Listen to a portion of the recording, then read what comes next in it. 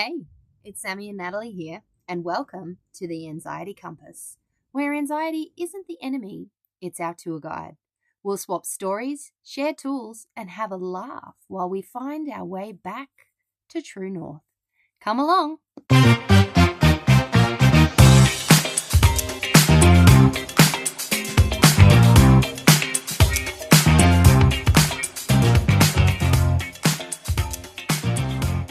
So the third thing, I can hear myself now, the vacuum cleaner stopped. The third thing is the southeast. We're going southeast. Southeast. When I think of southeast, I think of southeast Queensland, which is where we live, right? This is all the way from southeast Queensland. In Australia, we might get some overseas listeners. We're Australia. This one is nervous system roots. Now, this one can be a bit confusing because it is our nervous system that's going crazy all the time. But for me, I tried to fix all the other sections, well, nearly all of them. My nervous system was stuck. It had learned a new pattern, and it didn't matter what I did. It was constantly in flight, fight, freeze, you know, the saying. It was stuck in on, and my cortisol was constantly, from the moment I woke up at 3 a.m. ready to take on the day to when I went to bed at night, I was still woo. And I just put it down to that. I just had a lot of energy. And and I find some people, they don't know how to turn off. And I even sitting down, I didn't know how to do that. I felt guilty sitting down. Because there's too much to do, right? Yeah. So for me, it was always on edge. I was easily startled by anyone, like just touching me on the shoulder. Hypervigilance. Yeah. Oh man, it was. I couldn't relax no matter what I did. Even when I was trying to meditate, that was a no-go. Meditation did not work for me when I was in that state of neither. I'm a meditation teacher, and I couldn't do meditation for a long time. Yeah. Like, it would literally send me into a panic attack. Exactly, me too. And so there's a lot of gurus out there that try and say, oh, the best way for anxiety and to calm your mind, and that is to do this. It's like, no, that's making it worse. Exactly. Yep. Yep. So if you're easily startled, trouble relaxing, when people tell you to relax, you're like, how? Even when things are calm, like I know, like I'd be going on rainforest walks because, you know, they're great for you, but I'd be like on a mission to get through it, to get home, to do the things, because I only had one day to get everything done. And so I couldn't slow down. And because of that, my digestive system didn't work. Everything, without getting too much information, but everything was coming out in full form out the other end because I wasn't actually breaking anything down. And it wasn't great. And I was just disconnected from my body. I was so spaced out and disconnected that nothing was working for me. And that's a really not a good going to the southeast means you've buggered your nervous system up pretty bad. And it's pretty fried. And you've been there. I have. Actually, I had, talking about cortisol and adrenaline. My background is in performing. I worked in musical theatre right up until when I got sick. And I was in hospital, and I had a very this is going back to about 2003 or 4. So all this stuff that we talk about now wasn't really mainstream yet. Yeah. But I had this gorgeous nurse who was talking to me one day, and she said, I've been thinking about your case. And she was like, I wonder if your body is so addicted to all the hormones that you get from performing. So the adrenaline, and which spikes cortisol. And so your body is continuously perpetuating that anxiety to get that fix. And of course, now we know, yes, that was absolute. But I thought that was really insightful of her, because I hadn't heard about it. It wasn't a known thing back then, but it really got me thinking, going, wow. Like my you nervous set the system was tone fried. for your It body. was set on this this Yes. setting of go, go, go, go, go all the time. Yeah. And Wow. it's interesting because you kind of put in given me another idea around this is that you can actually be born anxious. Like I was very anxious born because I picked up on that anxiety from I my was too. mom. And it can Yes, be a genetic thing. Like we haven't even touched 100%. base on the genetic No, side. no, Yeah. because I was the same, 100%. Yeah. So you're Yeah. kind of born with this blueprint of the world Yep. is unsafe and you just have to be on flight and fight, ready to take on anything that comes to Yep. you. Yeah. Yeah. So how did you get out there? I mean, I've got a list of things here that I can share. And then Yeah. we've got Well, I mean, one more point to go after this one. yes. Grounding, I'm big on this. It's something I do all the time. I teach all of my own Therefore, clients to do. You know, yeah. you talk about forest, going in the forest. I mean, there are studies showing it's in Japanese. It's Mm, called Shinrin Yoku, which is forest bathing. It is known to lower cortisol levels. It is also known to reduce your blood pressure, your heart rate. mm, So yeah, just touching the ground. So even if you can't get out to do a forest walk, go out in the bush, yeah. just getting your feet on the ground. If it's too cold, like I know in the southern Yeah. states right now, we're in August, it is very cold. So I wouldn't recommend walking around bare feet outside. But if you can at least get out into the garden in the middle of the day, get your hands into some dirt, Yes. really lovely ways. I'm Mm. also a yoga teacher, so that gentle movement. So whether it's yoga or Tai Chi, Qigong, all of these beautiful, Ah, or even just doing some dancing, yes. moving your body, moving the What emotions feels right. through your body and out Mm. is I had a a friend who huge. did Qigong with me or Tai Chi, one of those, and Yep. she hated it because it was too slow for her that she couldn't get Oh, used to you it. know what? Like just the slowness of it, it made her Yep. go crazy. Yep. No, we'll talk about this in another episode when Okay. we come to this. But I've got a yeah about around yoga, Yeah. Oh, 100%. Yeah. cool. Yeah. I'm happy with that. And just going back to the rainforest, I actually read some studies, and this will blow your mind, people who are stuck inside. If you put pictures up of the rainforest and Yes. plants Or around you, it water. gives you a similar feeling and sensation in your body. Not the Yep. same, but similar. Yeah. Yep. Or even sounds like, I mean, ASMR. Mm. It's such a common, popular thing now. But if you can see or Bird hear songs. Mm. things, yeah, it literally Yeah. has a positive physical effect on your body I went and to your mind. bed once with the sounds of the ocean to help calm me. And my husband came in and woke me and said, "There's something wrong with your phone. It's making a weird static noise." I'm like, "You just woke me up." Oh my goodness. Yeah, he just comes in and destroys all the Oh, things. bless Comes him. in, "What's that smell? It stinks." "That's my rainforest smell." Oh, bless his Jerk. heart. Yeah. But yeah, definitely the grounding and the movement. For me, I had to actually sit and question why I was running around. Why was it so urgent? And delegating, which I've done. I've delegated. Yep. Yeah. Yes. To your kids. Yep. I mean, you don't have to pay for someone. If you've got kids, use them. Yeah, Child labor. 100%. Child Exactly. labor. I know, right? And then check your cortisol levels. You can actually Yep. do the saliva tests. I've had a few people reach out Yep. wanting to check their cortisol levels. Is it flatlined? Have you burnt out? Are your adrenals stuffed? Or is it just Yep. like I was, just high? I was high on High all the life. time. Yep.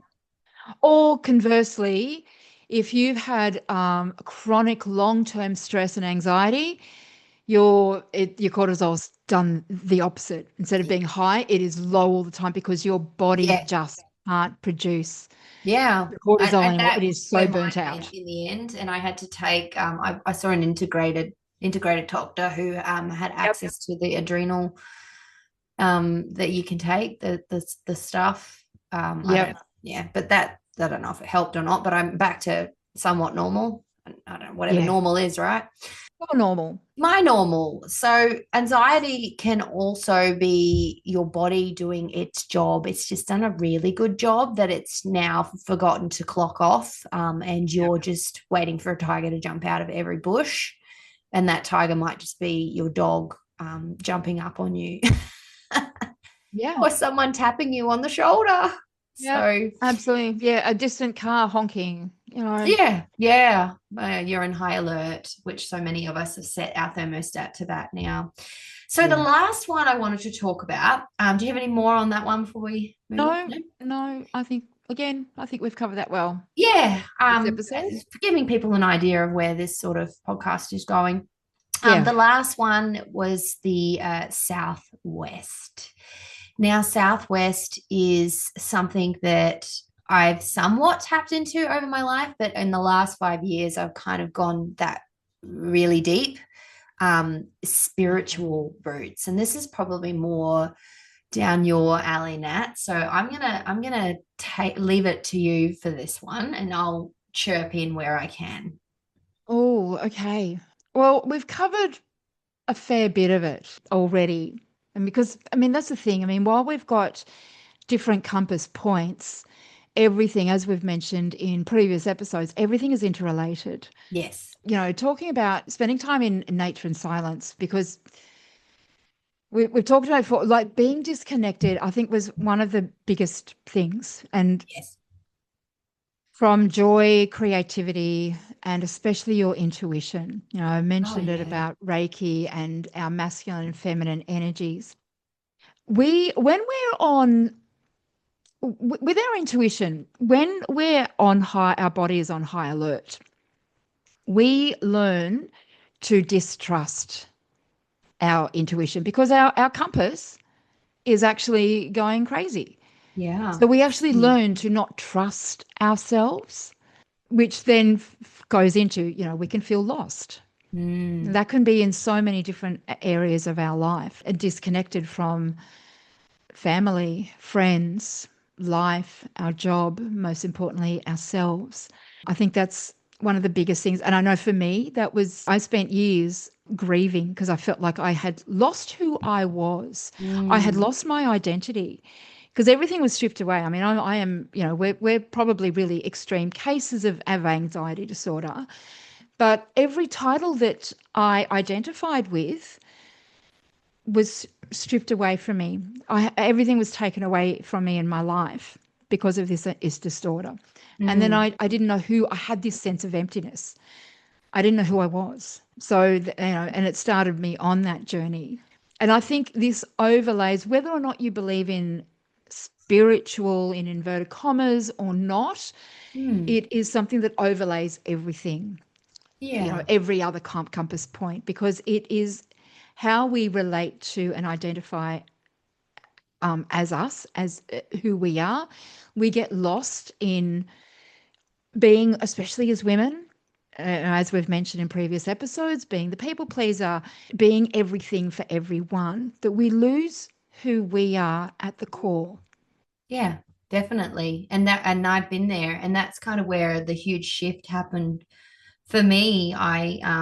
I was just doing what I thought I was supposed to do in life, and ticking all the boxes, and I Mm, wasn't really connected to who I was as a person. And I think we've created such a noisy world that it's hard to just be in silence and feel and connect. And I've got a lot yeah. of religious friends, Christians, Catholics, Yeah. all that, and they always connect with spirit, well, God, whatever you want to call it, whatever that is for you. But for me, I was anxious because I was just pushing up a hill every day to create something that wasn't my true path, if that makes sense.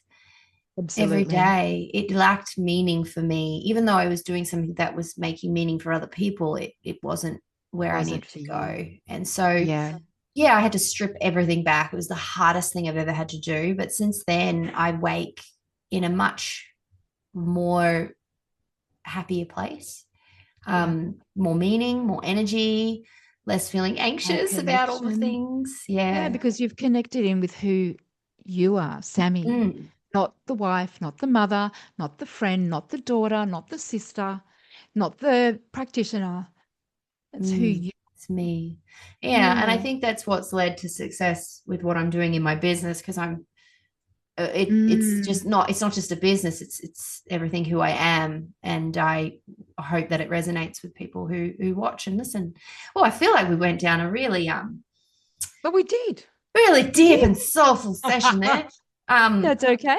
Yeah. So if it's spiritual for you guys, it's maybe you're feeling really lost and numb, or like something's missing. Like I feel like that could probably put the nail on the head. Something just seems to be missing.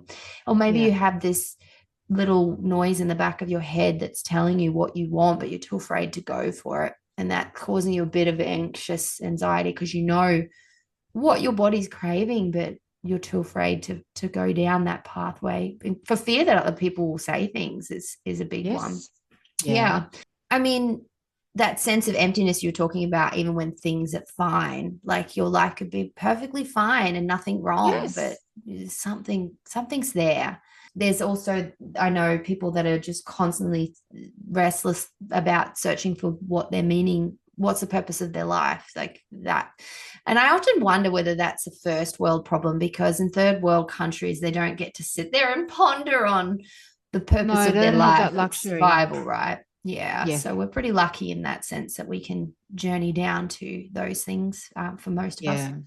Yeah. So for me, and I know there's a few people that will resonate with this, I'm quite a creative person. And so being in a job or doing something every day that doesn't allow me to express that creativity within, that was one of the key things for me with my work, is I needed to create and bring joy and happiness and make people laugh, because that was at the center of it for me. And I get to do that now. And it took a lot of courage to walk away with what I was doing to now be in the space that I am.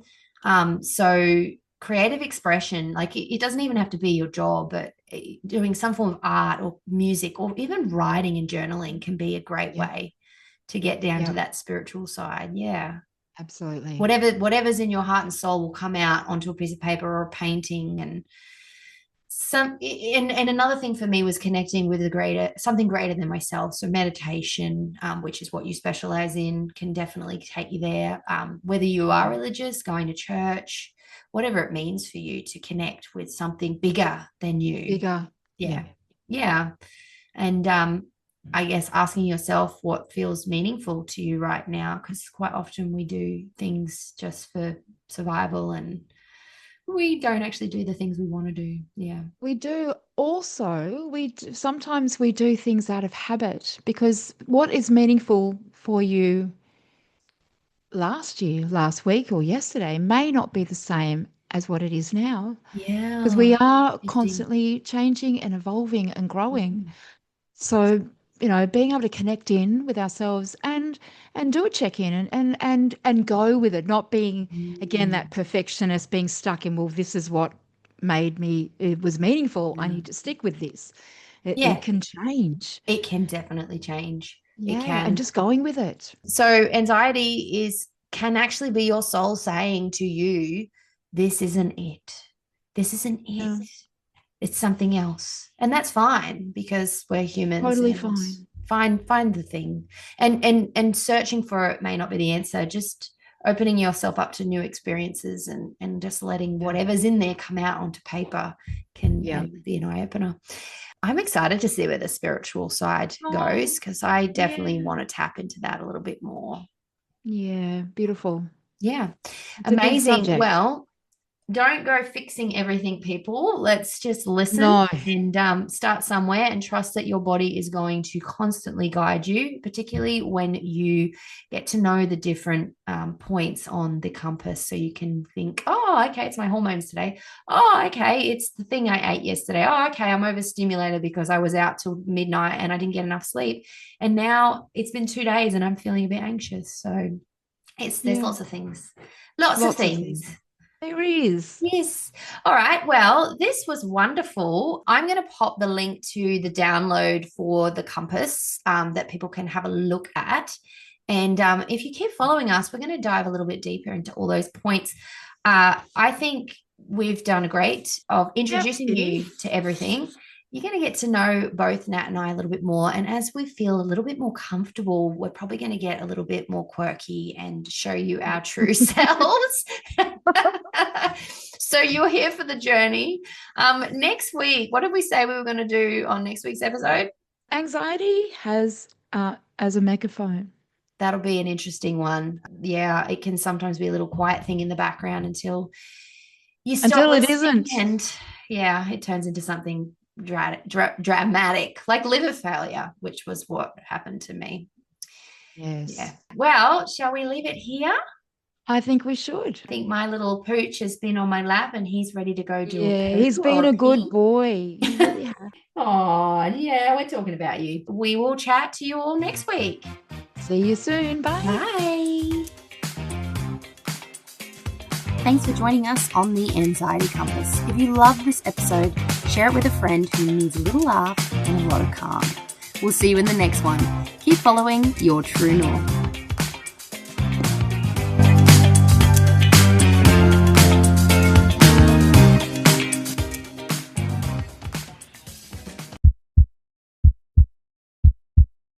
Disclaimer time. Sammy and Natalie may be clinical nutritionists, but we're not your personal doctors. What you hear is for learning and laughing, not diagnosing or prescribing. If things feel bigger than you, call your doctor or local support line or reach out to a qualified health professional. They've got your back too.